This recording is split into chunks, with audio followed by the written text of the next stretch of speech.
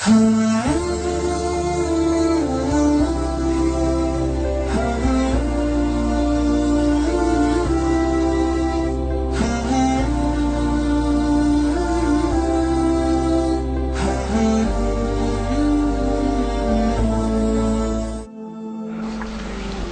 günü bir jigit geldi. Bu jigit Chimkent'te Temirlan degen yerden keldi. Жаңағы жігіт айтады, аға дейді, өз есімнен дейді, талып қала беретін болдым дейді, талып қала беремін дейді. Жақында үйленген едім дейді. Алдын ауырмағасың ба дедім, жоқ деді. Доктарға барың не деді? Доктор айтады, сенің ештеңең жоқ деп жатыр деді. Мен айтым, сен шешең ба, әкең ба барма дегенде, мен шешем бар деді. Шешеңді алып кеш көрейік дедім.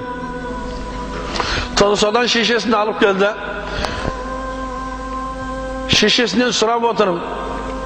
Мына жігіт алдын қояншық ауруымен ауыратын еді, ауырмайтын еді? Жоқ, ауырмайтын деді. Ешқандай бол ауырмаған.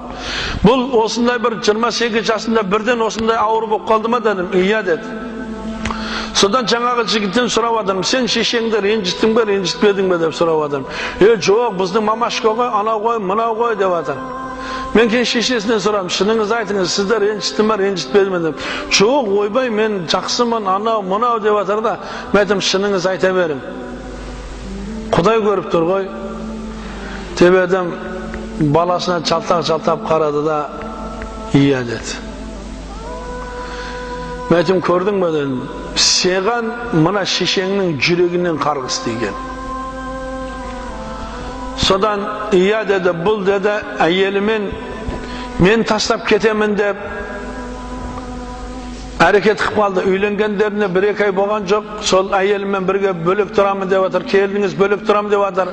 Мен өзім келіп қарап тұрам деп жатыр деді. Бірақ мен айттым, балам қойсайшы, мен адамдарға масқара балам ғой. Сен менің жалғыз баламсың ғой.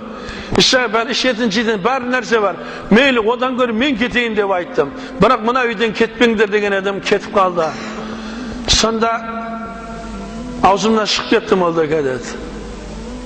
Берген үстіме разы емеспін деп жібердім деді.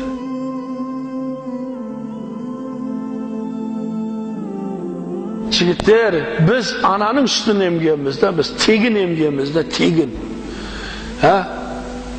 Ананың ыстық күнде салқын болған, суық күнде жылы болған ананың үстін емгенбіз. Егер ол берген үстіме разы емеспін десе бар ғой, ішкен жегенің харам болып қалады айтып қояйын. Ішкен жегенің харам болып қалады. Не бір жігіттер намаз оқиды, берекесі жоқ. Неге? Неге берекесі жоқ? Қатыны тұрмайды. Бала көтермейді.